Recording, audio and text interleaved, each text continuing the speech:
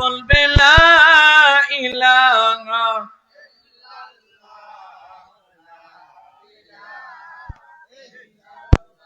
তুমি কাউরে বানাইলা সফিউল্লাহ, তুমি কাউরে বানাইলা রুহুল্লাহ। বলেন তুমি কাউরে বানাইলা সফিউল্লাহ, তুমি কাউরে বানাইলা রুহুল্লাহ। মনবিকে বানাইলা তুমি, মনবিকে বানাইলা তুমি, নূর মুহাম্মদ সাল্লাল্লাহু ইলাহা। ভালো লাগে লা ইলাহা, লা ইলাহা, লা ইলাহা ইল্লাল্লাহু মুহাম্মাদুর রাসূলুল্লাহ সাল্লাল্লাহু তাআলা আলাইহি ওয়াসাল্লাম। স্বাধীন সার্বভৌম প্রিয় মাতৃভূমি বাংলাদেশের ব্রাহ্মণবাড়িয়ার অন্তর্গত শিমরাইল মধ্যপাড়া হিলফুল ফুজুর যুব সংগঠনের উদ্যোগে আয়োজিত আজকে সকল কবরবাসীর স্মরণে তৃতীয় বার্ষিক নুরানি ইরফানি মুতাবাররাক মুনাওয়ার আজকে সুন্নি মহাসম্মেলনের সম্মানিত সভাপতি জনাব হাজী মোহাম্মদ শিশু মিয়া সাহেব, শিমরাইল মধ্যপাড়া। প্রধান অতিথি জনাব আব্দুল আওয়াল সাহেব, সাবেক মেম্বার সভাপতি ২ নং ওয়ার্ড মেহারি ইউনিয়ন বিএমপি। আজকের মাহফিলের প্রধান মেহমান জনাব মোহাম্মদ জাহাঙ্গীর আলম সাহেব, চেয়ারম্যান ভারপ্রাপ্ত মেহারি ইউনিয়ন পরিষদ। বিশেষ অতিথি জনাব মোহাম্মদ শামীম চৌধুরী প্রবাসী। বিশেষ করে আজকের মাহফিলের মধ্যে যিনি শুভাগমন করেছেন ডালপা দরবার শরীফের সম্মানিত মধ্যমণি, আমাদের অত্যন্ত শ্রদ্ধাভাজন হযরতুল্লাহ মুফতি হোসেন আহমদ পীর সাহেব। আল্লাহ রাব্বুল আলামিন আমাদের হুজুরকে কবুল করুক, আমিন বলবেন না। প্রধান আকর্ষণ হিসেবে আলোচনা পেশ করেছেন বিশিষ্ট ইসলামী চিন্তাবিদ হযরত মাওলানা মুফতি রাশিদুল ইসলাম সিদ্দিকী কুমিল্লা। পরিচালনায় মোহাম্মদ আব্দুর রহিম। বিশেষ করে স্টেজের মধ্যে উপস্থিত, সামনে উপস্থিত পর্দার অন্তরালের সম্মানিতা মা বোনেরা যে যেখান থেকে আমাদেরকে শুনছেন, আমরা সর্বপ্রথম আল্লাহ সুবহানাহু ওয়া তাআলার দরবারে এই কারণে শুকরিয়া আদায় করছি যে আল্লাহ সুবহানাহু ওয়া তাআলা আপনাকে আমাকে সুস্থ রেখেছেন। শুকরিয়া আদায় করছি এই কারণে যে এই শিমরাইল মধ্যপাড়ার হাজারো মানুষ থেকে পছন্দ করে ভালোবেসে যে রব আপনাকে আমাকে এত সুন্দর একটা জান্নাতের বাগানে নিয়ে এসেছেন। আসুন সে রবের দরবারে কালিমাতুশ শুকর আদায় করে লাউডলি উচ্চ আওয়াজে জবান ছেড়ে আমরা একবার পড়ি আলহামদুলিল্লাহ। দুরূদ ও সালাম পেশ করছি রাহমাতাল লিল আলামিন, শাফিউল মুজনিবিন, সাইয়্যিদুল আম্বিয়া ওয়াল মুরসালিন, আফতাবে নবুওয়াত, শাহানশাহ রিসালাত, সরকারে দু আলম, মক্কার বাতি, মদিনার জ্যোতি, দা ওয়ান্ডার অফ দ্য ইউনিভার্স, আপনার আমার শাফাতের কান্ডারি মুহাম্মাদুর রাসূল পরিনি সাল্লাল্লাহু আলাইহি ওয়াসাল্লামের উপর। সেই নবীজির উম্মত যে আল্লাহ সুবহানাহু ওয়া তাআলা আপনাকে আমাকে বেইনা দরখাস্ত করেছেন, এজন্য আমরা জবান ছেড়ে আরেকবার পড়ছি আলহামদুলিল্লাহ। এবার বলেন আপনারা সকলে কেমন আছেন? হৃদয়ের মণিকূঠা থেকে দোয়া করি, may Allah accept us to be together in Jannah as the way we are together here. আল্লাহ তাকিয়ে দেখেন আপনি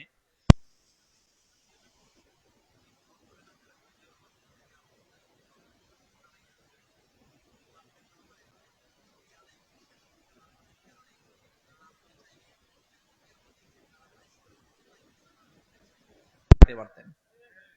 আল্লাহ আপনি চাইলে আমাদেরকে টিভি সেট, রাস্তাঘাট, দোকানপাটে বসিয়ে রাখতে পারতেন। আল্লাহ আপনি তা আমাদেরকে ওই গাফিলদের খাতার অন্তর্ভুক্ত না করিয়ে জান্নাতের বাগানে নিয়ে আসলেন। আল্লাহ যেইভাবে আমরা বসলাম এইভাবে আপনি আমাদের প্রত্যেককে জান্নাতের মধ্যে থাকার জন্য তৌফিক দীক্ষা দান করেন, সকলে বলেন আমিন। আল্লাহ এই এলাকা থেকে যারা কবরবাসী প্রত্যেককে আপনি মাফ করে দেন। বিশেষ করে হিলফুল ফুজুল এই যুব সংগঠনের যুবক তরুণেরা মিলে যে মাহফিলটাকে ইন্তজাম দিয়েছেন, আল্লাহ প্রত্যেকটা তরুণ যুবককে আপনি কবুল আর মঞ্জুর করে নেন।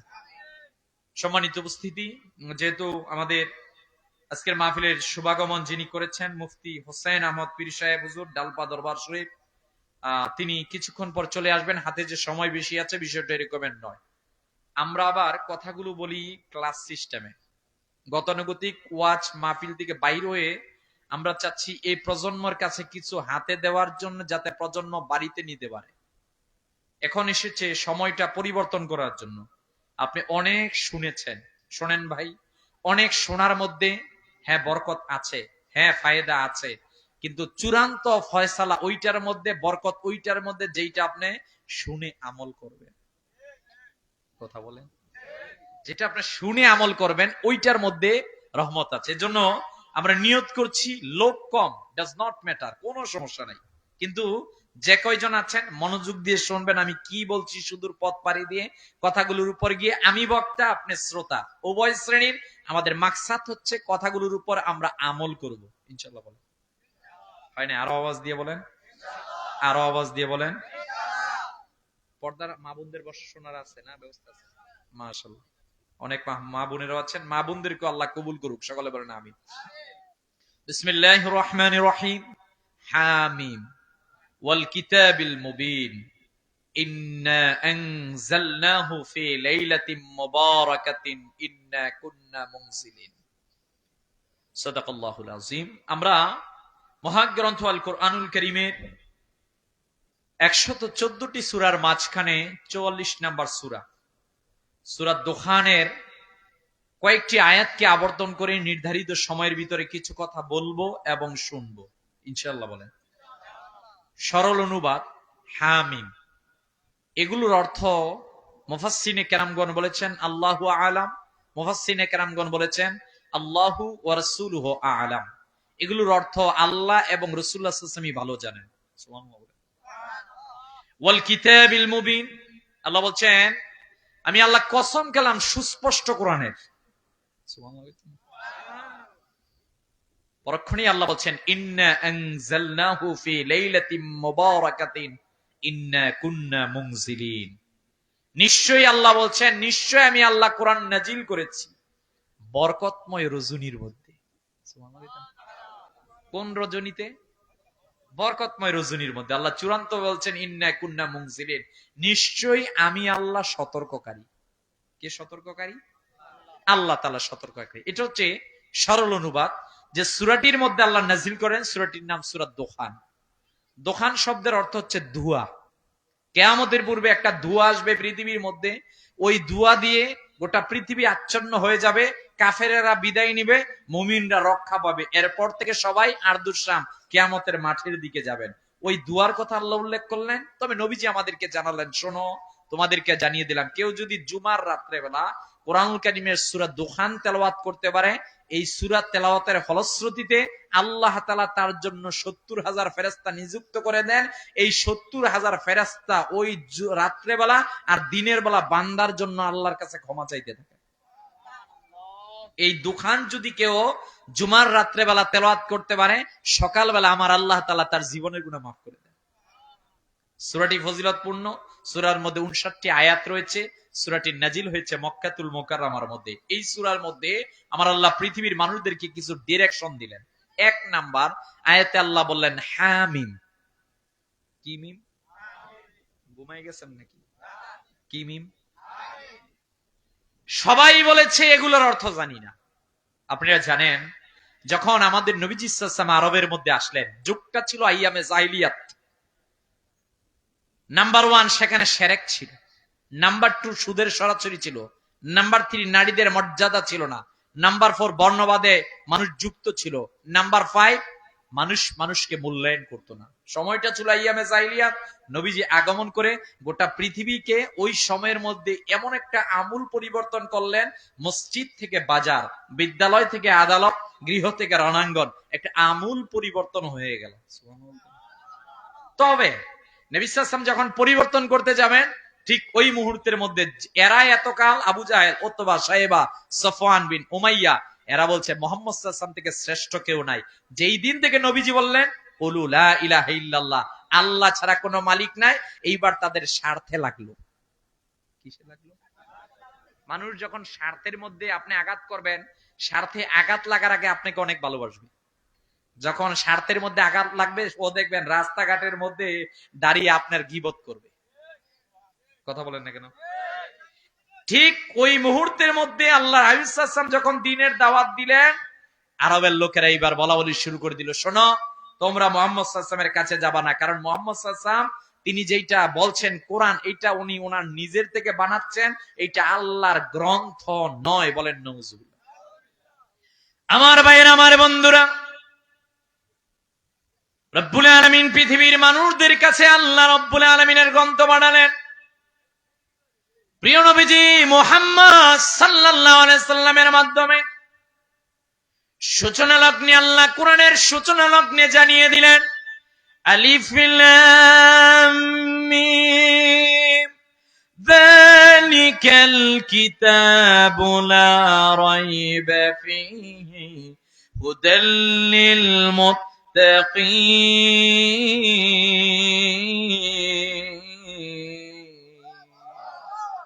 আল্লাহ বলেন, this is the book, a book in which there is nothing রং।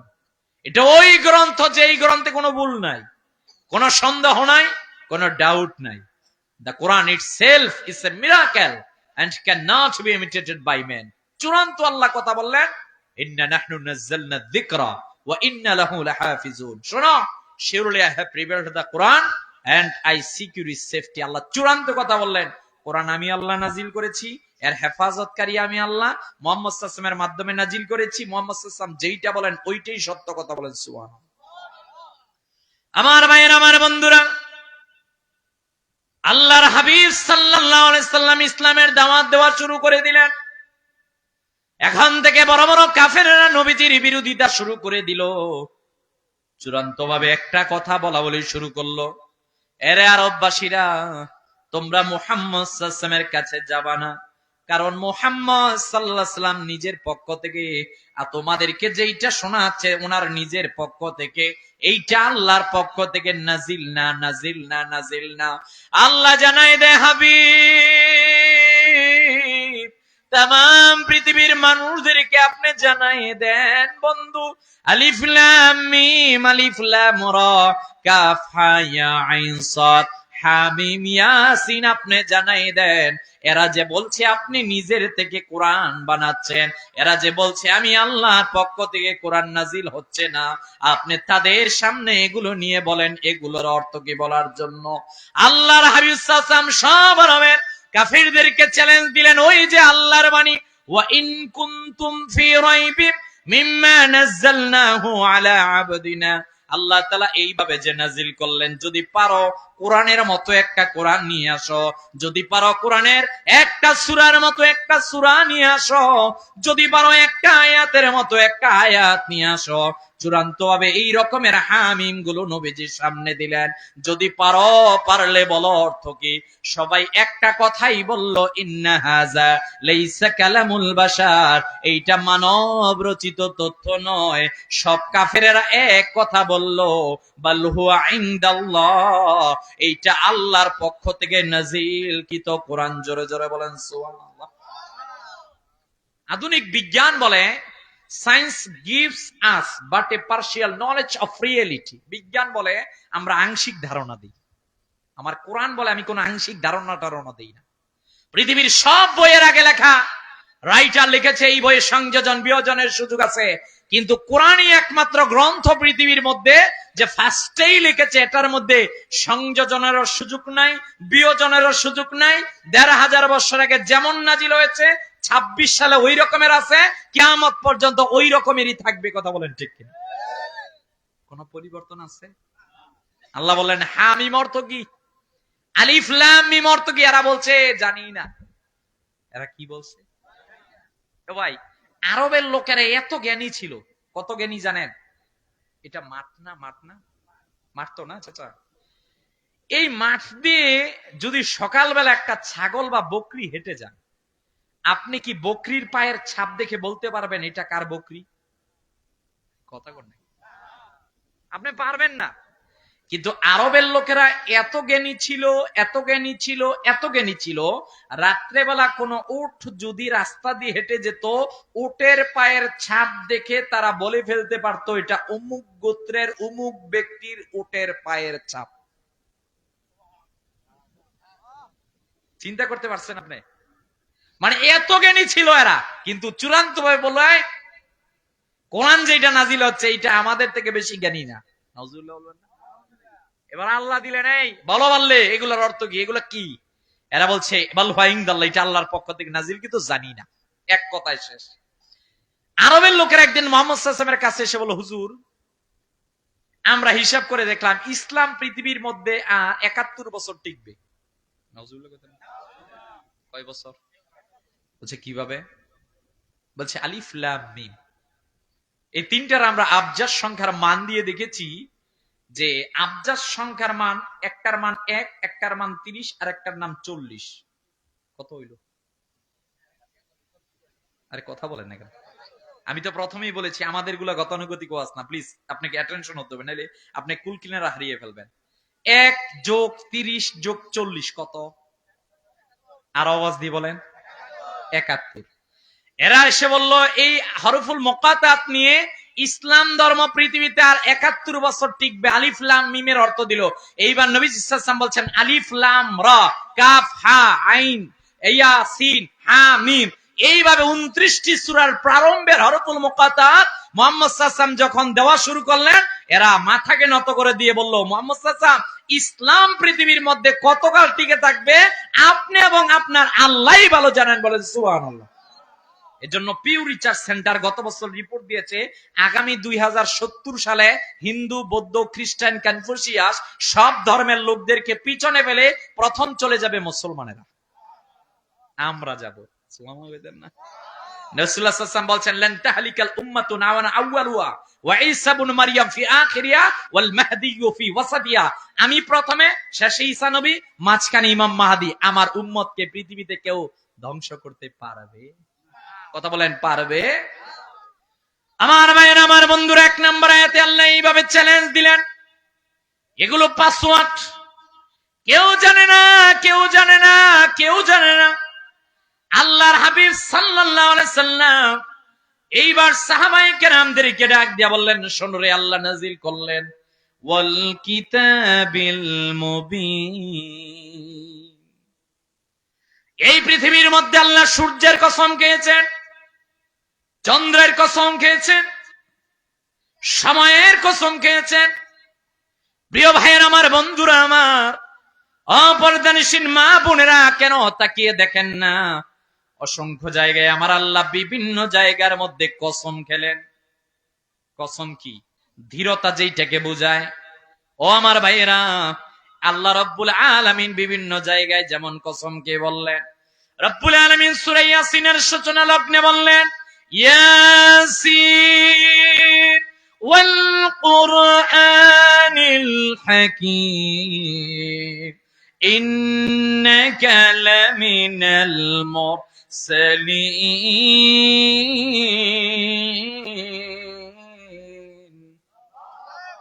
আল্লাহ বললেন বিজ্ঞানময় কোরআনের কসম।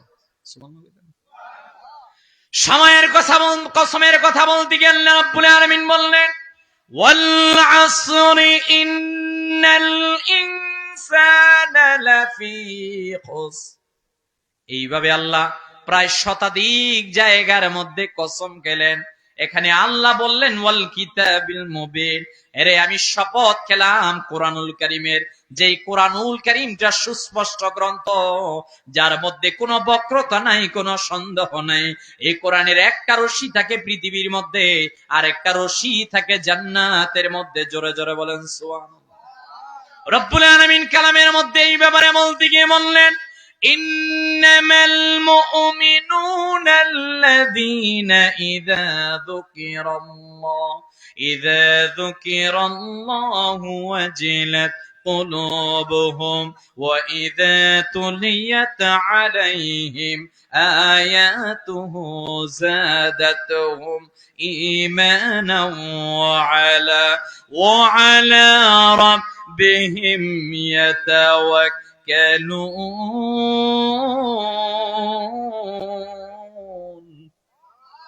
আল্লাহ বলছেন এমন একটি কোরআন নাজিল করলাম, ইন্নামাল মুমিনুনা আল্লাযীনা ইযা যুকিরাল্লাহ ওয়াজিলাত কুলুবুহুম ওয়া ইযা তুলিয়াত আলাইহিম আয়াতুহু যাদাতহুম ঈমানা ওয়া আলা রাব্বিহিম ইয়াতাওয়াক্কালুন। আল্লাহ বলছেন শোনো, যখন তাদের সামনে কোরআনের আয়াত তেলাওয়াত করা হয়, তখন তাদের ইমানের নূর বৃদ্ধি পেতে থাকে। মানে আরো আওয়াজ দিয়ে বলে এবার এইটা যাওয়ার পর আপনারা যেইভাবে তাকাইছেন, এখানে যদি অ্যাটম বোম পড়তো কি অবস্থা হইতো? আপনাকে কথা বলেন না কেন? আমার দিকে তাকান, মনোযোগ আছে তো? ঘুমাচ্ছেন না তো? জিন্দা সবাই তো? দেখি কে কে জিন্দা নেই তার হাত তোলেন।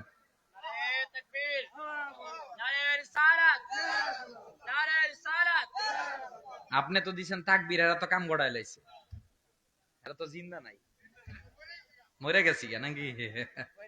না, মনোযোগ আছে মাশাআল্লাহ, আমি বুঝতেছি। মাশাআল্লাহ বলবেন না? মনোযোগ আছে তো? নাকি কিচ্ছা কাহিনী শুরু করে দিব? একটু ভালো লাগতেছে না? আপনি এইটা শোনেন, এটা লাভ হবে। এটা তো কোরআনের কথা বলছি, তাফসীরের কথা বলছি, হাদিসের কথা বলছি। এখানে আপনি না বুঝলেও এই যে শুনতেছেন, এটার মধ্যে দেখবেন দিলের মধ্যে আঘাত করবে।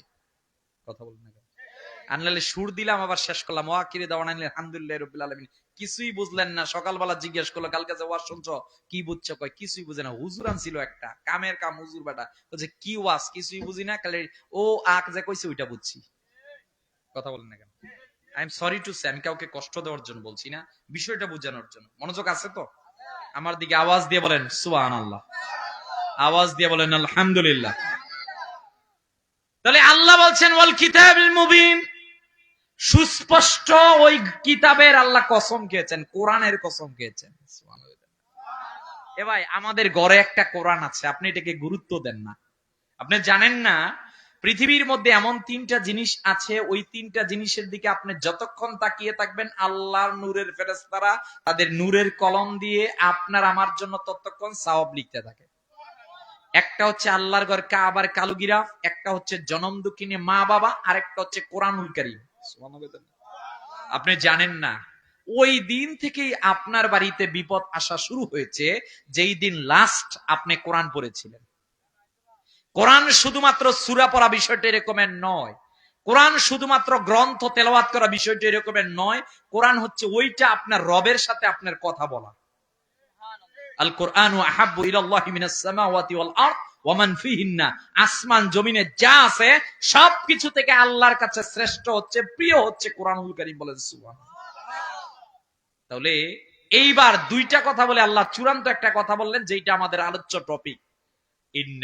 ইন্না আনজালনাহু ফি লাইলাতিন মুবারাকাতিন ইন্না কুন্না মুনজিলিন। শোনো, আমি ওই কোরআন, যেই কোরআনের কসম খেয়েছি, ওই কোরআন নাজিল করেছি আমি বরকতময় রজনীর মধ্যে। বলেন সুবহানাল্লাহ। আমার ভাইয়েরা, আমার বন্ধুরা, এই পৃথিবীর মধ্যে সবচেয়ে দামি গ্রন্থ কোরআন। হ্যাঁ, তাওরাত এসেছে, হ্যাঁ জাবুর এসেছে, হ্যাঁ ইনজিল এসেছে, পূর্বের আরো 100 সহিফা এসেছে। তবে আজকে যে তাওরাত ইনজিল জাবুর আছে সবগুলোকে বিকৃত করা হয়েছে।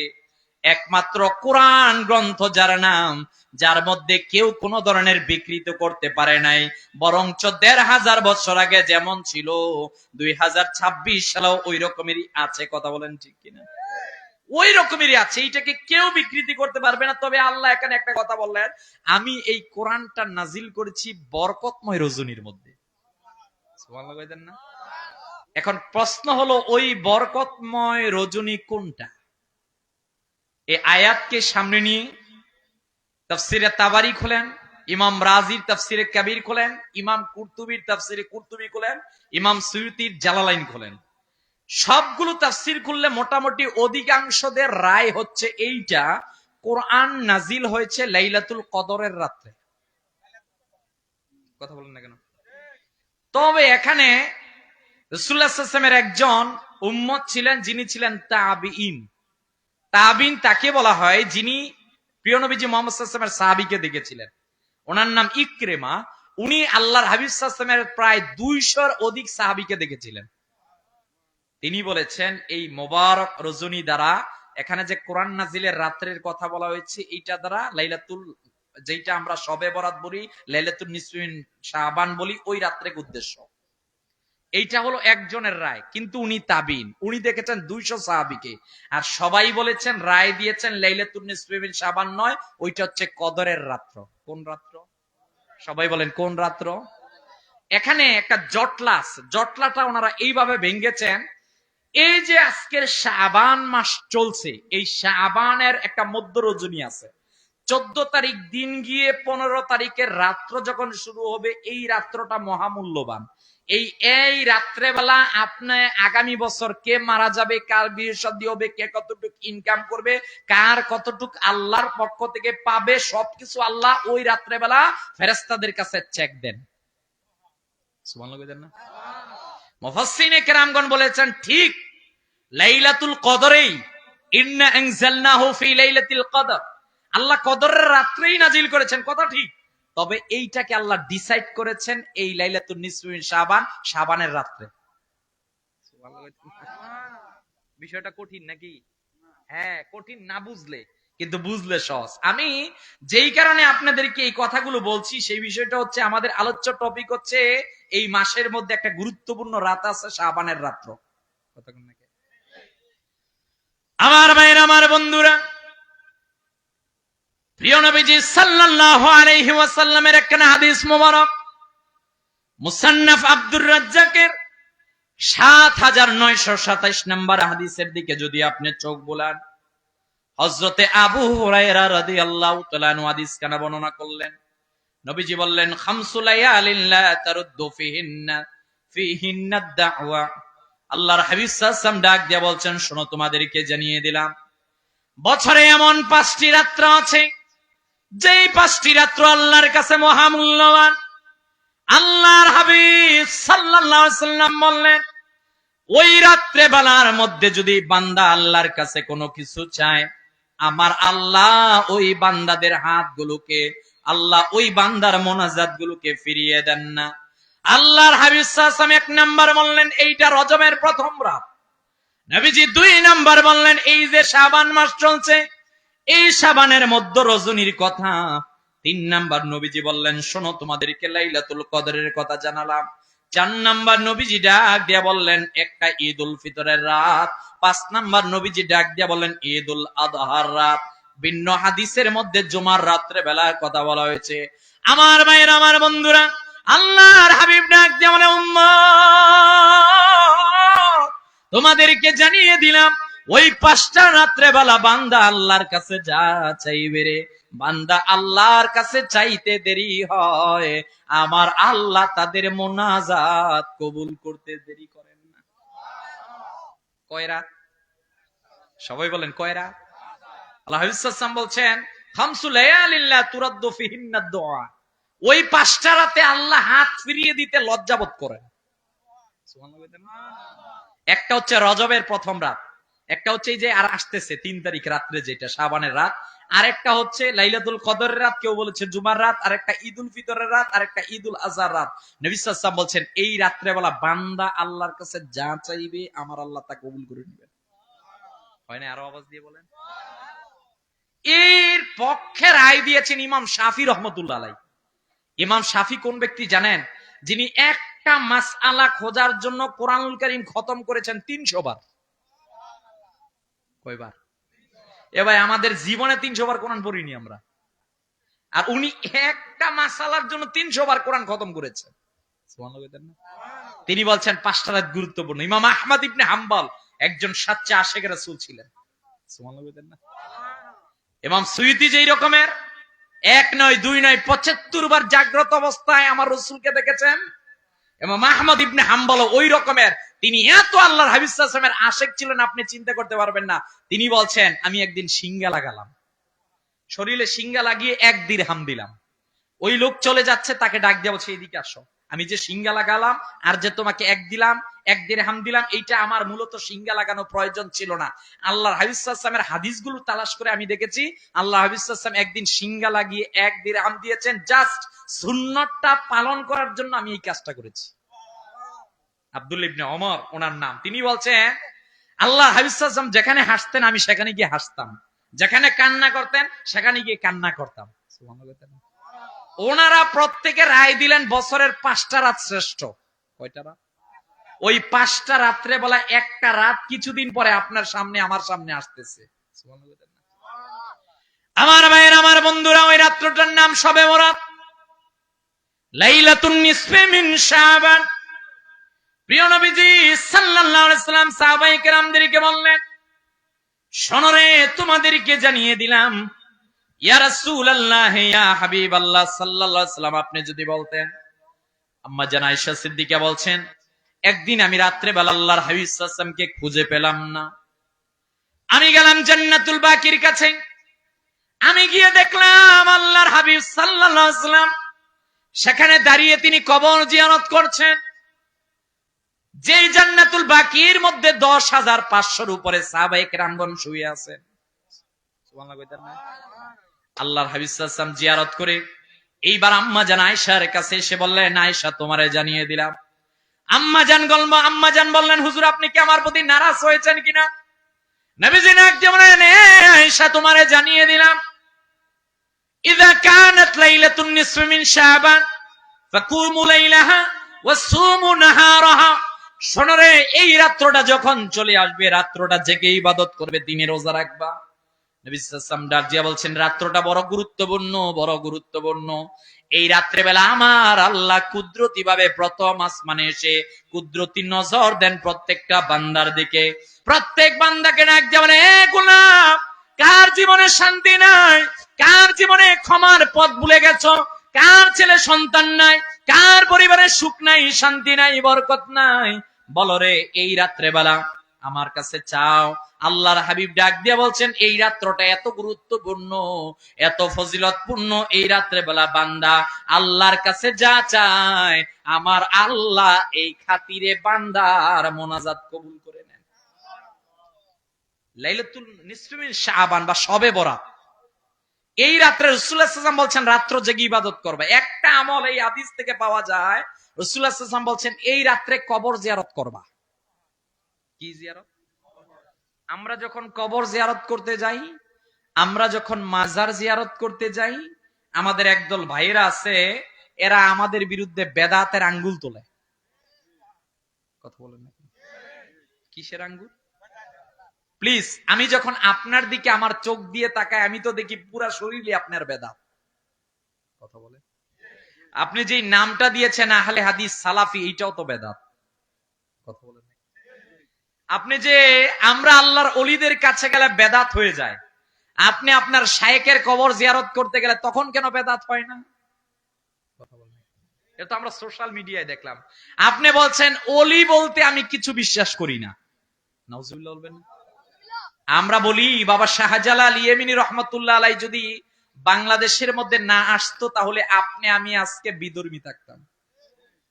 ইতিহাস পড়েন, এই ভারতীয় সাবকন্টিনেন্টের মধ্যে সর্বপ্রথম যিনি মুসলমান হয়েছেন, উনি হচ্ছেন কেরালার রাজা চেরামন পেরুমল। আল্লাহর হাবিব সাল্লাল্লাহু আলাইহি ওয়াসাল্লাম শাহাদাত আঙ্গুল মোবারক দিয়ে চাপ দ্বিখণ্ডিত করলেন। এই ঘটনা তিনি কেরালা থেকে দেখে, কেরালা থেকে আল্লাহর হাবিব সাল্লাল্লাহু আলাইহি ওয়াসাল্লামের কাছে গিয়ে হাতে হাত রেখে তিনি মুসলমান হলেন। আল্লাহর হাবিব সাল্লাল্লাহু আলাইহি ওয়াসাল্লাম বলেন, তুমি হচ্ছে মালিকুল হিন্দ।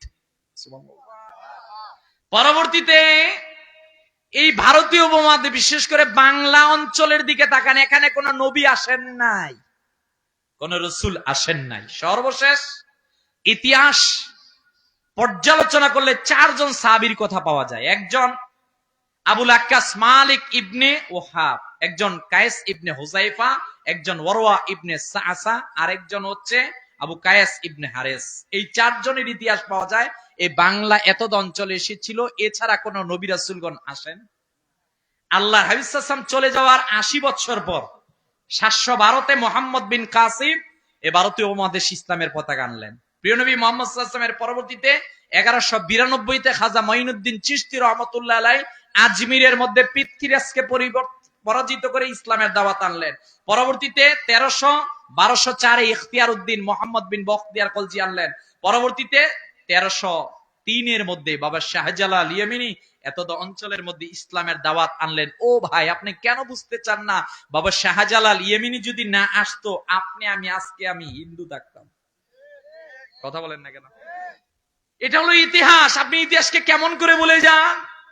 আমরা তো শাবানের মাস আসলে নবী সাল্লাল্লাহু আলাইহি ওয়াসাল্লামের হাদিস থেকে পাই। আল্লাহ হাদিস সাল্লাল্লাহু ভিন্ন হাদিস, قد كنت نهيتكم عن زيارة القبور فقد أذين لمحمد صلى الله عليه وسلم। শোনো, এতদিন পর্যন্ত আমি তোমাদেরকে কবর জিয়ারত করতে নিষেধ করেছিলাম, আজকে থেকে তোমরা কবর জিয়ারত করবে। ফাজুরুহা, তোমরা যখন কবর জিয়ারত করবে, কবরের কাছে গেলে তোমাদের মৃত্যু আর আখিরাতের কথা স্মরণ হবে। কথা কোন নাকি? 10,500 সাহাবী শুয়ে আছেন জান্নাতুল বাকিতে, নবীজি গিয়ে জিয়ারত করছেন। তাহলে কবর জিয়ারত করে এটা নবী সাল্লাল্লাহু আলাইহি ওয়াসাল্লামের সুন্নাত। কথা বলেন নাকি? আপনার মা মারা গেছে, বাবা মারা গেছে, ভাই মারা গেছে, আত্মীয় স্বজন মারা গেছে, কবরের কাছে যাবেন না কিছু চাওয়ার জন্য না। ওনাদের উসিলা ধরে আপনি এতটুকু দোয়া করতে পারেন। আমরা কবরের কাছে যাই কিছু চাওয়ার জন্য না, সেখানে যাই ওনারা আল্লাহর ওলি ছিলেন, ফুয়ুজাত হাসিল করার জন্য উসিলা ধরি, অনেক সময় দোয়া করি, এতটুকু জাস্ট। কিন্তু যিনি শুয়ে আছেন ওনার কাছে কিছু চাই। একদল আমাদেরকে বলে, আমরা বলে কবর পূজারি। যারা এতকাল আমাদেরকে বললো, আজকে দেখলাম এরা দুর্গা পূজারি। কথা বলেন না কেন? প্লিজ, ভণ্ডদের সাথে আমাদের কোনো সম্পর্ক নাই। মাজার জিয়ারতের জায়গা, কবর জিয়ারতের জায়গা, সেখানে কি আমরা জিয়ারত করি। একবার সূরা ফাতিহা, 3 বার সূরা ইখলাস, সূরা তাকাসুর, আয়াতুল কুরসি, দুরূদ শরীফ, তাওবা ইস্তেগফার পড়ে এরপর আমরা জিয়ারত করি। এইটা হচ্ছে সুন্নাত। আর যেইটার বিরুদ্ধে এর আঙ্গুল তোলা, ওইটার নাম বেদাত। এ ভাই, আমরা জিয়ারত করতে যাই, তোমরা যেটা করেছো এইটা হচ্ছে শিরক। কথা বলেন না কেন? আপনি তাহলে এই ঘটনা থেকে একটা বিষয় বুঝতে পারলেন, আমরা এই রাত্রেবেলা মা বাবার কবর জিয়ারত করব। ইনশাআল্লাহ করব না? সবাই বলেন ইনশাআল্লাহ। এরপর নবীজি সাল্লাল্লাহু আলাইহি সাল্লাম বললেন, শোনো, তোমাদেরকে জানিয়ে দিলাম, এই রাত্রটা মহামূল্যবান রাত্র। আল্লাহর হাবিব সাল্লাল্লাহু আলাইহি সাল্লাম এইবার সাহাবায়ে কেরামদেরকে ডাক দিয়ে বললেন, সাহাবীরা রে, শোনো, তোমাদেরকে জানিয়ে দিলাম, এই রাত্রটা যখন তোমাদের সামনে আসবে, তোমরা রাত্রটাকে একটু গুরুত্ব দেওয়ার চেষ্টা করবা। হুজুর, কেন দিব?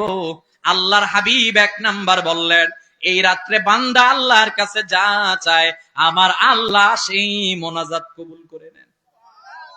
কিন্তু নবীজি ডাক দিয়ে বলেন, খামসু লা ইয়ানজুরুল্লাহু ইলাইহিম লাইলাতুন নিসফি মিন শাবান।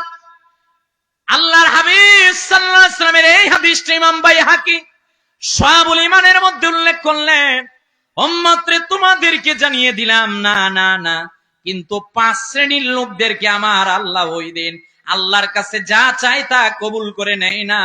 ওই বান্দা আল্লাহর কাছে যা বলুক না কেন, আমার আল্লাহ কুদরতি নজর দেয় না। যারা ওই শ্রেণীর মধ্যে অন্তর্ভুক্ত হবে, আমার আল্লাহ তাদেরকে ক্ষমাও করেন না। বলেন নাউজুবিল্লাহ। ভিন্ন হাদিসের মধ্যে 2টা বিষয় নবীজি বললেন। 1 নাম্বার নবীজি বললেন, এই রাত্রেবেলা আল্লাহ যাদেরকে ক্ষমা করেন না, 1 নাম্বার হচ্ছে নবীজি ডাক দিয়া বললেন, যারা শিরক করে। কি করে? আমার একটা প্রশ্নের উত্তর দেন। এই কপাল দিয়ে, শুধুমাত্র আমাদের এই কপাল দিয়ে সিজদা হবে একজনের উদ্দেশ্যে, আওয়াজ দিয়ে বলেন, তিনি কে?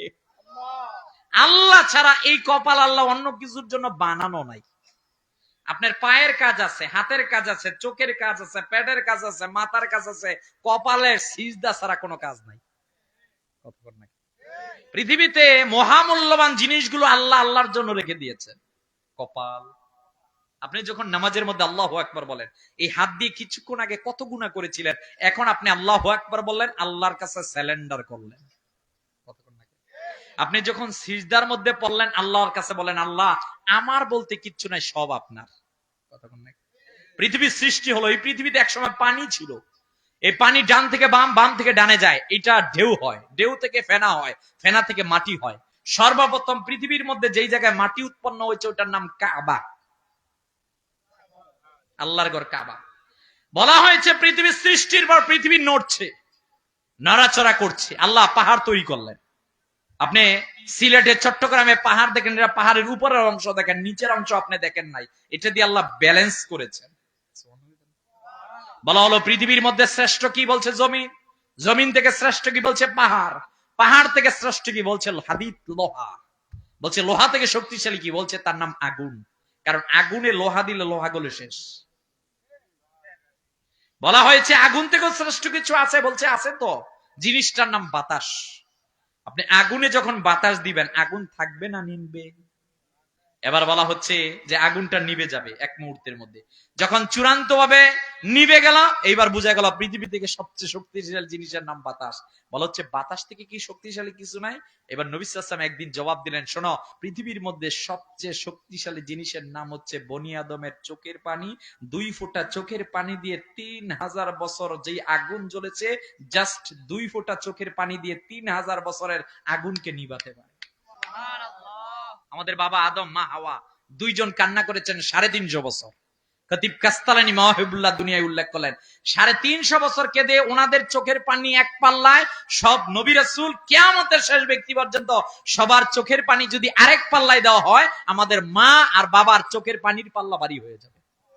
এজন্য দামি জিনিসের নাম কপাল, দামি জিনিসের নাম চোখের পানি, দামি জিনিসের নাম হচ্ছে মা বাবার হাতের দোয়া, দামি জিনিসের নাম হচ্ছে আল্লাহর কাছে সিজদায় পড়া, দামি জিনিসের নাম হচ্ছে হালাল রিজিক। এগুলো কখনো ছাড়বেন?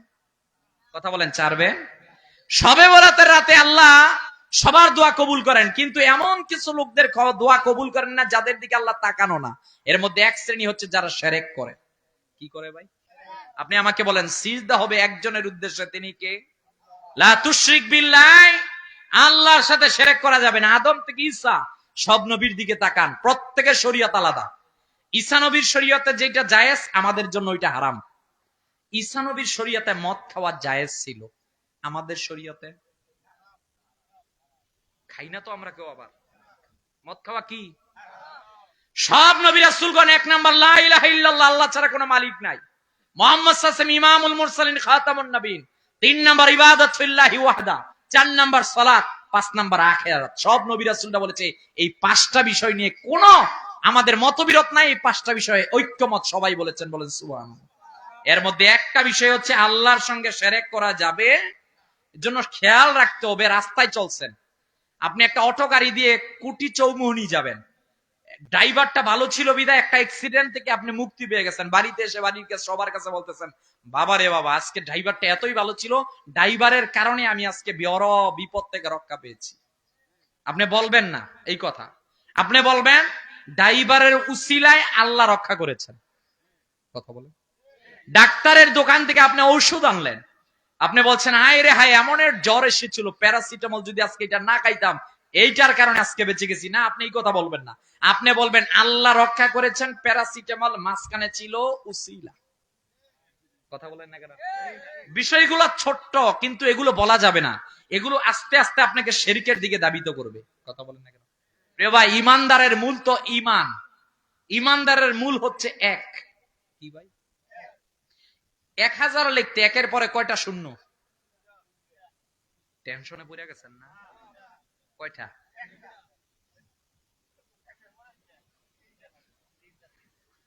আজকে তো বহুত বড় বিপদ হয়ে গেছি। দেখা যায় 1000 লিখতে একের পরে কয় শূন্য? ঐক্যমত নাকি আমাদের ঢাকা যেটা আপনাদের ব্রাহ্মণবাড়িয়া আলাদা? আবার একই তো কথা। এই আমি যদি এখন পোস্টারের মধ্যে লিখি 3টা শূন্য লিখে বলি এটা 1000, আপনি আব্দুর রহিম বাইরে করবেন ঢাকাতে পাগল হুজুর ধরে লইছে। আরে কথা বলেন না কেন? এ ভাই, একটা তো আপনার ঈমান, ঈমান রাখার পর আপনি যত দান সদকা নামাজ রোজা হজ যাকাত ইবাদত করেন আল্লাহ কবুল করবে।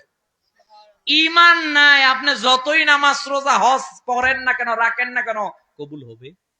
কথা বলেন, কবুল হবে? এজন্য ঈমান মূল। ঈমানের মূল কনসেপ্ট লা তুশরিক বিল্লাহ, আল্লাহর সঙ্গে শিরিক করা যাবে। 2 নাম্বার আও মুশাহিন, হিংসুক বিদ্বেষের প্রতি আল্লাহ তাকান না। নাউজুবিল্লাহ বলবেন না? আমার ভাইয়েরা, আমার বন্ধুরা, প্রিয় নবীজি সাল্লাল্লাহু আলাইহি ওয়াসাল্লাম একদিন মসজিদে নববীর ভিতরে ছিলেন। আল্লাহর হাবিব সাল্লাল্লাহু আলাইহি ওয়াসাল্লাম সাহাবীদেরকে বললেন, শোনো রে সাহাবীরা, তোমাদেরকে জানিয়ে দিলাম, আউয়ালু মাইয়াদখুলু মিন হাযিল বাব রাজুলুন মিন আলিল জান্নাহ। এখন যে মসজিদে নববীর ভিতরে প্রবেশ করবে রে, আমি রাসূল বললাম সে হলো জান্নাতি সাহাবী। দ্বিতীয় দিন নবীজি একই কথা বললেন, তৃতীয় দিন নবীজি একই কথা বললেন, আউয়ালু মাইয়াদখুলু মিন হাযিল বাব রাজুলুন মিন আহলিল জান্নাহ। নবীজি তৃতীয় দিন একই কথা বললেন, এখন যে প্রবেশ করবে সে জান্নাতি মানুষ। সব সাহাবীরা দেখলেন পর একজনই প্রবেশ করলেন। হযরতে আব্দুল্লাহ এইবার তৃতীয় দিন পরে নবীজির কাছে অনুমতি চাইলেন, বাবার কাছে অনুমতি চাইলেন, যদি অনুমতি দেন একটু সাহাবীর বাড়িতে যেতে চাই। হযরতে আব্দুল্লাহ ইবনে আমর ইবনুল আস ওনার নাম, তিনি ওই সাহাবীর বাড়ির মধ্যে গেলেন। একদিন, 2 দিন, 3 দিন মেহমানদারি গ্রহণ করলেন। তৃতীয় দিন মেহমানদারি করে যখন বিদায় নিয়ে চলে যাবেন, ওই সাহাবীর নাম ছিল সাদ বিন আবি ওয়াক্কাস রাদিয়াল্লাহু তাআলা আনহু।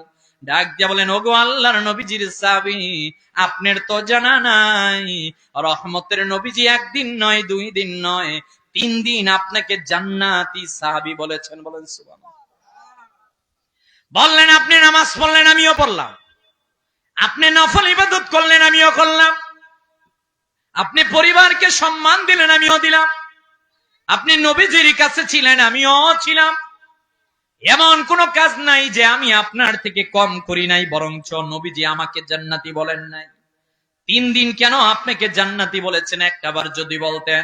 এইবার ডাক দিয়ে বলেন, ও সাহাবীরা, ও আব্দুল্লাহ, তোমারে আমি জানিয়ে দিলাম, আল্লাহর হাবিব সাল্লাল্লাহু আলাইহি ওয়াসাল্লাম আমারে 3 দিন জান্নাতি বলেছেন। কথা ঠিক।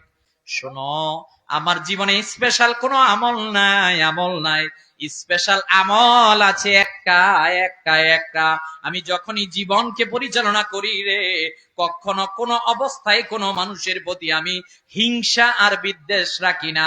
রাত্রেবেলা ঘুমাতে যখন আসি রে, যদি কারো সাথে দিনের বেলা মন মালিন্য হতো, পরের দিন গিয়ে ক্ষমা চাইতাম, আর আমি যদি কষ্ট পেতাম তাকে আমি রাত্রেবেলা ক্ষমা করে দিতাম।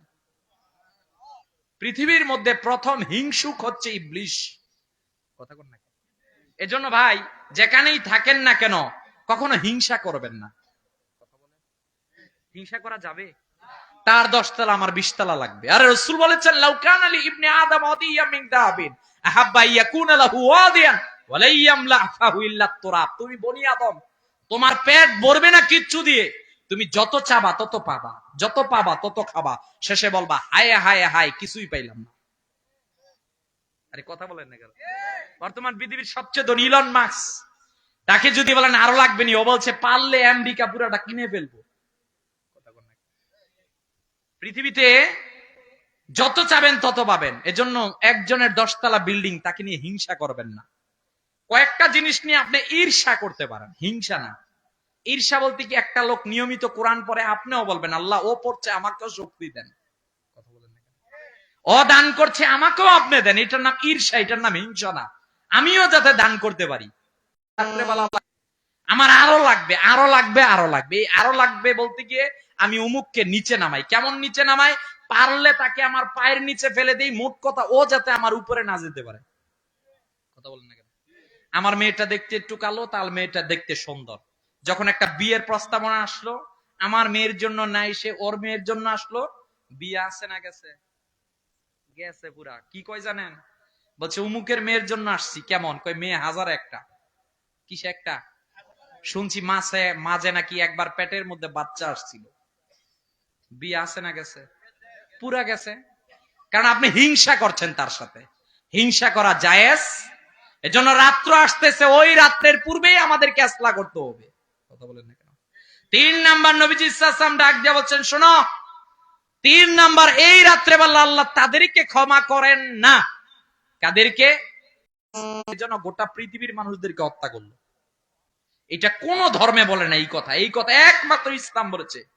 আপনি প্রথম বিশ্ব 1 কোটি 60, দ্বিতীয় বিশ্বযুদ্ধে 6 কোটি 20, পৃথিবীর যুদ্ধগুলোর দিকে তাকান, ফিলিস্তিনের দিকে তাকান, ইসরায়েল তারা যে আমার ফিলিস্তিনের দিকে অ্যাটাক করছে, মায়ানমার বার্মার দিকে তাকান, ইরাকের দিকে তাকান, এখন ইরানের দিকে তাকান, দেখবেন এমনি এমনি তারা মুসলমানদেরকে হত্যা করতেছে। কথা বলেন না প্লিজ। মানুষ হত্যা করা যাবে না, এখানে যাওয়া যাবে না। আল্লাহ তাআলা প্রতি সপ্তাহে যখন বান্দার হিসাব নিকাশ দেওয়া হয়, তখন 2 শ্রেণীর মানুষদেরকে আল্লাহ ক্ষমা করেন না। একটা হচ্ছে আত্মীয়তার সম্পর্ক যে ছিন্ন করে, আরেকটা হচ্ছে যে মানুষকে হত্যা করে।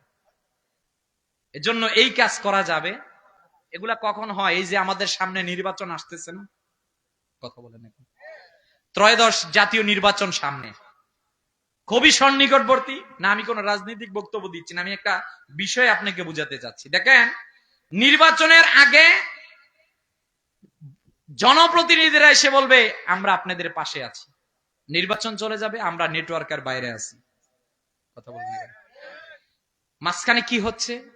আপনি অমুক ভাইয়ের জন্য, তিনি অমুক ভাইয়ের জন্য, আপনি একটা লাঠি নিয়ে গেলেন, তিনি একটা লাঠি নিয়ে গেল অমুক ভাইয়ের জন্য, অমুক ভাইয়ের জন্য। মাঝখানে বাইরাবাড়ি শুরু হলো, দুইজন কবরে। যেদিন নির্বাচনের রায় হলো, আপনি যার জন্য যুদ্ধ করলেন, আমি যার জন্য যুদ্ধ করলাম, আপনি আমি কবরে, ওনারা একজন আরেকজনকে মিষ্টি খাওয়াচ্ছে। কথা বলেন না কেন? মাঝখানে কি হলো? মাঝখানে আপনি আমি কবরে। কথা বলেন না কেন? প্লিজ, এক নাম্বার, নির্বাচন নির্বাচনের জায়গা, রাজনীতি রাজনীতির জায়গা, কিন্তু তাই বলে আমি যাতে রাজনীতির দ্বন্দ্বটা আমার বাড়িতে না আনি। দিন শেষে কিন্তু আমরা ভাই ভাই। কথা বলেন ভাই, দিন শেষে আমরা ভাই ভাই। কেন ওই দ্বন্দ্ব বাড়িতে আনবো? কেন আনবো? অনার্থক। সবাই আমরা মিলেমিশে থাকতে হবে। এক নাম্বার, আমরা আমাদের সমাজে যে ঐক্য আছে, ঐক্যটাকে নষ্ট করব না, ইনশাল্লাহ বলেন। দুই নাম্বার, আমাদের সমাজে এমন এমন মানুষ দেখা যায় যারা সামান্য 500 টাকার বিনিময়ে, 1000 টাকার বিনিময়ে কুরবানি ঈদের সময় যেমনি ছাগল গরু কিনি, কুরবানি ঈদের এই নির্বাচনের আগের রাত্রেবেলা ও 500-1000 টাকার বিনিময়ে তার ভোটটা বিক্রি করে দেয়। আমরা খেলাফতে বিশ্বাসী, কিন্তু এখন খেলাফত নাই। এখন আপনাকে ভোট কেন্দ্রে যেতে হবে ভোটটা দেওয়ার জন্য। ভোটটা আপনার আমানত। কথা কোন নাকি?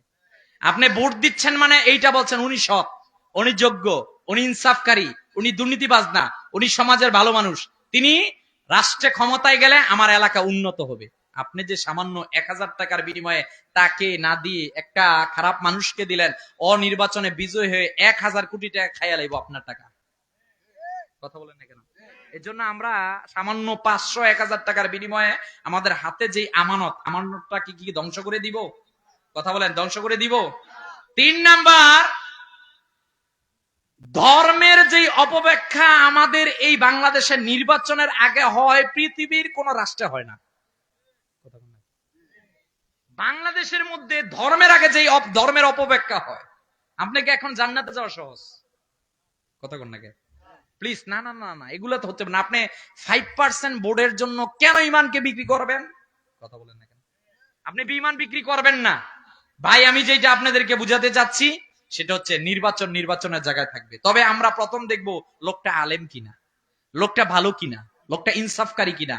আমি যদি এই না দেই, তাহলে আমার একটা বোর্ডের কারণে যদি একটা লোক আজকে নির্বাচিত হয়ে সংসদের মধ্যে যায়, আখেরাতে কিন্তু আমাকে আল্লাহর কাঠগড়ায় দাঁড়াতে হবে। কথা বলেন না কেন? আমি বলছি, এই নির্বাচনের আগে দেখবেন মানুষ হত্যা বেড়ে গেছে, বেড়ে গেছে না? আপনি যদি এই মানুষ হত্যাটাকে কমাতে পারেন, উনিও তো আমার ভাই, আমি ওনাকে কেন হত্যা করবো? ওনার সাথে আমার দ্বন্দ্ব আছে, আছে না ভাই? আল্লাহর হাবিব সাল্লাল্লাহু আলাইহি ওয়াসাল্লাম আমাদেরকে নীতি দিলেন, চোর চুরি করলে তার হাত কেটে দাও। ওসামা রাদিয়াল্লাহু তাআলা এসে বলেন, হুজুর আপনি যে বনু মাখজুমি গোত্রের মহিলার হাত কাটার রায় দিলেন, এটা করলে তো আমরা একটু লজ্জাবোধ পড়ে যাই। রাসূলুল্লাহ সাল্লাল্লাহু আলাইহি ওয়াসাল্লাম রাগান্বিত হয়ে গেলেন। তুমি কি আজকে বলতেছো ইসলামের আল্লাহর বিরুদ্ধে আমাকে দাঁড়ানোর জন্য? ওয়াল্লাহি লাউ আন্না ফাতিমা বিনতে মুহাম্মদ সাল্লাল্লাহু আলাইহি ওয়াসাল্লাম সারাকাত লাকাতাতু ইয়াদাহা, আজকে যদি এখানে আমার মেয়ে ফাতেমাও এই দোষ করত, আমি মুহাম্মদ সাল্লাল্লাহু আলাইহি ওয়াসাল্লাম রায় দিতাম তার হাত কেটে দাও। সাইয়েদনা আলী রাদিয়াল্লাহু তাআলার কাছে এক লোক বিদেশ থেকে আসলো, এসে এই কথা বললো, সাইয়েদনা আলী রাদিয়াল্লাহু তাআলা, আপনার কাছে এই লোক আসছে, আপনি আসার পর তার সাথে রাত্রে কথা বলেছেন, হঠাৎ করে নাকি লাইট বন্ধ করে দিয়েছেন। বলছে যে আমার সাথে যতক্ষণ রাষ্ট্রীয় বিষয়ে কথা বলেছে ততক্ষণ আমি তার সাথে কথা বলেছি, যেই মাত্র সে রাষ্ট্রীয় বিষয় বাদ দিয়ে ব্যক্তিগত আলাপ শুরু করে দিয়েছে তখন আমি লাইট বন্ধ করে দিয়েছি, কারণ ব্যক্তিগত আলাপের ক্ষেত্রে রাষ্ট্রীয় কোন সম্পদ ব্যবহার করা জায়েজ। কথা বলেন, জায়েজ। সাইয়েদনা আলী রাদিয়াল্লাহু তাআলা সবার গলে আলো জ্বালালেন, কিন্তু ওনার ঘরে আলো জ্বলে। এজন্য মাই হাম্বল রিকোয়েস্ট, নির্বাচন সামনে, একজন আরেকজনের পিছনে কাদা ছোড়াছুরি করবেন না। সবাই কিন্তু আমরা ভাই ভাই। নির্বাচনের পরেও আমাদেরকে ঘরের মধ্যেই আবার আসতে হবে এক কাতারে। এজন্য ফিতনা ফাসাদ যদি তৈরি করি, সামান্য এই হিংসা থেকে যদি আমরা মানুষকে হত্যা করে ফেলি, আখেরাতের ময়দানে কিন্তু আল্লাহ আমাদেরকে ক্ষমা করবেন না। কথা বলেন না কেন? আমার ভাইয়ের, আমার বন্ধুরা, তাহলে এই রাত্রেবেলা আল্লাহ মুশরিকদেরকে ক্ষমা করবেন না, এই রাত্রেবেলা আমার আল্লাহ হিংসকদেরকে ক্ষমা করবেন না, এই রাত্রেবেলা যেই ব্যক্তি মানুষদেরকে হত্যা করে তাদেরকেও ক্ষমা করবেন না। প্রিয় নবীজি সাল্লাল্লাহু আলাইহি ওয়াসাল্লাম এইবার ডাক দিয়ে বললেন, শোনো রে, তোমাদেরকে জানিয়ে দিলাম 4 নাম্বার, ওয়াকাতিলুর রাহিম, যারা আত্মীয়তার সম্পর্ক ছিন্ন করে তাদেরকে আল্লাহ ক্ষমা করবেন না। আত্মীয়তার বন্ধন এটা খুব গুরুত্বপূর্ণ। আপনার পরিবারে আপনার বোন আছে, আপনার বাড়িতে বোন আছে মানে আপনার জন্য আল্লাহ রহমত নাজিল করতেছে। কথা বলেন না কেন? আমাদের সমাজে দেখা যায় কোন বোন যদি বাইয়ের বাসার মধ্যে আসে, বোনটা যখন বাড়িতে ঢুকে আমাদের বাবিদের মন খারাপ হয়ে যায়। কথা বলেন নাকি? ঠিকঠাক আওয়াজটা একটু জোর হইলো বুঝলাম না, আছে নাকি আবার এখানে? কেন এটা হবে ভাই? আজকে যে এই বাবি এই ঘরে এসেছেন, তিনি যতটুকু ক্ষমতা রাখেন বোনটাও ততটুকু ক্ষমতা রাখে। কথা বলেন নাকি? আর যদি কোন ক্রমে সে বলতে পারে ভাই আমার স্বামীর তো টাকা পয়সা নাই, একটু যদি বাবার সম্পদ থেকে ইসলামী যেটা নির্দেশ দিয়েছে একটু সম্পদ দিতা, ভাই ডাক দিয়ে বলবে শোনো নাই তুমি এই কথা এখনো জানো না মাসালা, অংশ নিলে ধ্বংস হয়ে যায়। নজরুল্লাহ বলবেন না? কে আপনাকে এই কথা শিক্ষা দিয়েছে অংশ নিলে ধ্বংস হয়? বেটা, ইসলামের নির্দেশ বাবার সম্পত্তিকে মেয়ে সম্পত্তি পাবে, এটা আল্লাহর আইন। আল্লাহর হাবিব সাল্লাল্লাহু আলাইহি ওয়াসাল্লাম ডাক দিয়ে বলছেন শোনো, যে আত্মীয়তার সম্পর্ক ছিন্ন করবে এটা কবিরা গুনাহ। এটা কি গুনাহ? রাসূলুল্লাহ সাল্লাল্লাহু আলাইহি ওয়াসাল্লাম বলছেন লা ইয়াদখুলুল জান্নাহ, যে আত্মীয়তার সম্পর্ক ছিন্ন করবে সে জান্নাতে যাবে না। এটা কার কথা? আমার নবীজি সাল্লাল্লাহু আলাইহি ওয়াসাল্লাম হাদিসের মাধ্যমে জানালেন ওই যে শেষ কথা, এইটা বৃহস্পতিবারে বান্দার আমলনামা দেওয়া হয়, আল্লাহ তাআলা সবার উপরে খুশি হলেও সবাইকে ক্ষমা করে দিল, যারা আত্মীয়তার সম্পর্ক ছিন্ন করে তাদেরকে ক্ষমা করেন না। তাহলে আমাদের যাদের ভাইয়ের বোনের সাথে সম্পর্ক নাই, একজন আরেকজনের সাথে সম্পর্ক নাই, প্লিজ সম্পর্কগুলো মিটমাট করেন, তাহলে আল্লাহ খুশি হবেন। প্লিজ সম্পর্ক ছিন্ন করার মধ্যে কোনো বরকত নাই, সম্পর্ক ধরে রাখার মধ্যে বরকত আছে। কথা বলেন বাবা, ধরে রাখবেন, এইটার মধ্যে বরকত আছে। এরপর রাসূলুল্লাহ সাল্লাল্লাহু আলাইহি ওয়াসাল্লাম বলছেন যাদের দিকে আল্লাহ এই রাত্রেবেলা ক্ষমা করবেন না, যারা টাকনুর নিচে কাপড় পরে। কিসের নিচে? টাকনুর নিচে কাপড় পরা মানে নিজেকে অহংকার প্রদর্শন করা। আমাকে একটা প্রশ্নের উত্তর দেন, অহংকার কি আমাদের শরীর দিয়ে মানায়? কথা বলেন না? একটু জ্বর আসলে, একটু ঠান্ডা আসলে, একটু অসুস্থ হলে বোঝা যায় আমাদের কত ক্ষমতা আছে। কিছুদিন আগে করোনা হয়েছিল, তখন বোঝা গেছে আপনার আমার কত ক্ষমতা আছে। যেই মাটির উপরে দাঁড়ালাম ওই মাটি তো আমাদের না। যেই শরীর দিয়ে আপনি আমি অহংকার করছি, একটু পেট একটু মোচড় দিলে তো বোঝা যায় আমাদের কিছু নাই। তাহলে আপনি কিসের অহংকার করেন? আর আল্লাহ হাবিব সাল্লাল্লাহু আলাইহি ওয়াসাল্লাম বলছেন টাকনুর নিচে যে কাপড় পরবে, বিজ্ঞান ও গবেষণা করে পেয়েছে এইটা, যে টাকনুর নিচে যদি মানুষ নিয়মিত কাপড় পরে তাহলে তার ক্যান্সার হওয়ার সম্ভাবনা আছে। এজন্য আমরা যেন রাসূলুল্লাহ সাল্লাল্লাহু আলাইহি ওয়াসাল্লামের দেখানো পথ থেকে দূরে না যাই। যুবক ভাইয়েরা, ইয়ং শ্রেণীর ভাইয়েরা, এরা বিশেষত টাকনুর নিচে কাপড় পরতে চায়। এরা নিজেকে স্টাইলিশ প্রমাণ করতে চায়। ভাই মুহাম্মদ সাল্লাল্লাহু আলাইহি ওয়াসাল্লাম যেটা সুন্নাত দিয়েছেন এইটা থেকে পৃথিবীর মধ্যে শ্রেষ্ঠ স্টাইলিশ কিচ্ছু নাই। আপনি আল্লাহকে নারাজ করে যেইটা আনছেন এইটার মধ্যে বরকত নাই। আল্লাহকে খুশি করে, মুহাম্মদ সাল্লাল্লাহু আলাইহি ওয়াসাল্লামকে খুশি করে যেইটা করবেন ওইটার মধ্যে আল্লাহ বরকত দিবেন। কথা বলেন না কেন? এরপর মুহাম্মদ সাল্লাল্লাহু আলাইহি ওয়াসাল্লাম বলছেন এই রাত্রেবেলা আল্লাহ তাদেরকে ক্ষমা করবেন না যারা পিতা মাতার অবাধ্য। নজরুল বলবেন না? আল্লাহর হাবিব সাল্লাল্লাহু আলাইহি ওয়াসাল্লাম বললেন শোনো সাহাবীরা, মা মিন ওয়ালাদিন বাররিন ইয়ানজুরু ইলা ওয়ালিদাইহি নাজরাত রাহমাতিন ইল্লা কাতাবাল্লাহু বিকুল্লি নাজরাতিন হাজ্জাতাম মাবরুরা। আল্লাহর হাবিব সাল্লাল্লাহু আলাইহি ওয়াসাল্লাম ডাক দিয়ে বললেন শোনো, তোমাদেরকে জানিয়ে দিলাম, কোন সন্তান যদি একবার নেক দৃষ্টিতে মা বাবার দিকে তাকায়, আল্লাহর হাবিব সাল্লাল্লাহু আলাইহি ওয়াসাল্লাম বলছেন আমার আল্লাহ ওই সন্তানের আমলনামার মধ্যে একটা কবুল হজ্জের সওয়াব লিখে দেন। সাহাবীরা ডাক দিয়ে বলেন হুজুর এমন তো সন্তান আছে প্রতিদিন 20 বার 30 বার তাকায়, হুজুর তাদের জন্য কি ফয়সালা আপনি যদি একবারের জন্য বলতেন। আল্লাহর হাবিব সাল্লাল্লাহু আলাইহি ওয়াসাল্লাম ডাক দিয়ে বললেন শোনো রে, তোমাদেরকে জানিয়ে দিলাম, কোন সন্তান যদি মা বাবার দিকে 20 বার নয় 30 বার নয় 100 বার নেক দৃষ্টিতে তাকায়, আমার আল্লাহ তার আমল নামার মধ্যে 100 কবুল হজ্জের সওয়াব লিখে দেন। আমাদের যুবক তার মাকে চিনে নাই। বিজ্ঞান প্রমাণ করে একজন মা যখন তার রেহেমের মধ্যে সন্তান রাখে, এই সন্তান দুনিয়ার মধ্যে আগমন করার আগে প্রায় 4500 বারের উপর লাথি মারে পেটের মধ্যে। কতবার? পর্দানিশীল মা বোনেরা এখানে আছেন, মা বোনেরা জানে একটা সন্তান রেহেমে রাখা কত কষ্টের বিষয়। যেদিন অপারেশন থিয়েটারের মধ্যে নিয়ে যাওয়া হলো, ডাক্তার সাহেব প্রথম আমার চাচার কাছে বললো, ইনি কে? বলছে আমার ভাইয়ের ওয়াইফ। বলছে অপশন তো দুইটা, হয় আপনার